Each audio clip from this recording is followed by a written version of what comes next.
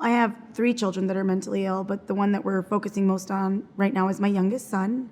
And he was totally normal, hit all his milestones somewhat, was a little behind in speech. And then at the age of 3, everything kind of changed. He became very angry and started self-mutilating. He would hurt himself, and he was just this adorable little angel baby, and started trying to put ropes around his neck, I guess to feel the pressure, and trying to tie his arms together. And it really shocked the living daylights out of us. So we took him to see a psychiatrist. We already had other children that had mental illness problems. We were foster adopt parents. And so we knew we needed to see a psychiatrist right away. And he also had tics. And just things just started developing at the age of 3 that just seemed off. And so we took him to see the doctor, and they gave us some medication, and we started therapy right away as well. I think the biggest challenge from then on, even to today, is to keep him safe. My biggest goal is to keep him alive. I honestly feel like from day to day is if he makes it through the day, it's a success.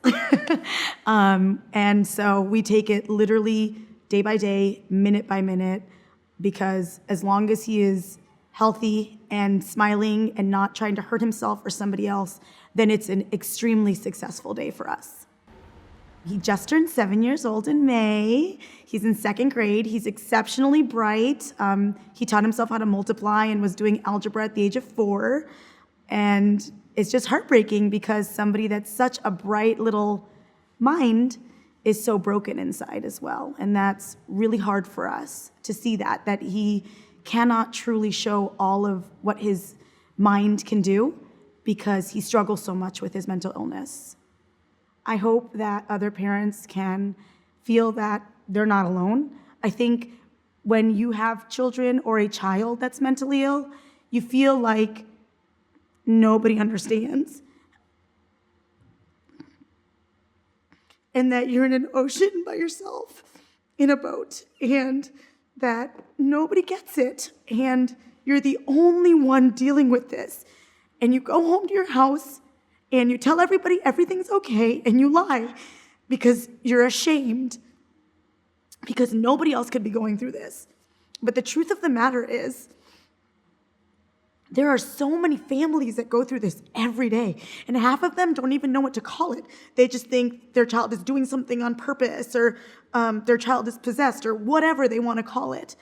But once they educate themselves and see that there's other moms and dads that are dealing with it, I think it's really helpful. My kids, I tell them to talk about it and to not be embarrassed or ashamed, because then they find, and they have found, that they have friends that have siblings that are mentally ill, and they're also dealing with it. And they also feel like, why does he get all the attention and I don't, and I'm fine and he's not? And so it kind of helps, because when we talk about it, we take the stigma away. We take the shame away. And I'm done with shame. I'm done.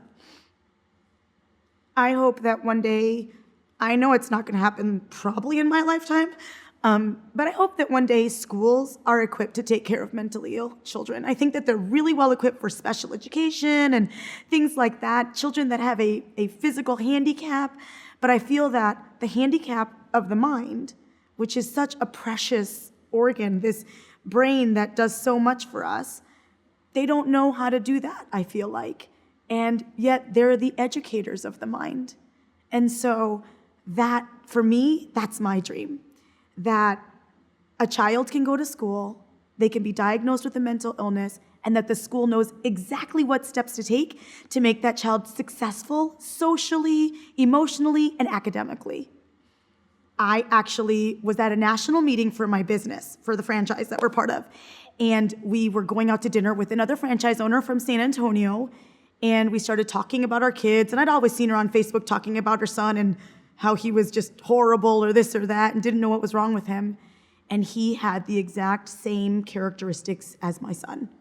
And we sat in this burger joint and cried. And I thought I was the only person that had a child like this, that this child of mine had something that nobody else in the world had, because how could you have someone so bright that's so angry and so violent? And that's exactly what her son had, the same exact things. And that's, I think, when I realized there's got to be so many more people. It's not just us. That's when I got my tattoo, my 1 in 5 minds tattoo. My husband and I both did, because we want to open up a conversation that we're not going to be ashamed. And I will be marked for life, and I'm not ashamed of it. I want people to ask me what it's about, and I want to engage others in the conversation about mental illness.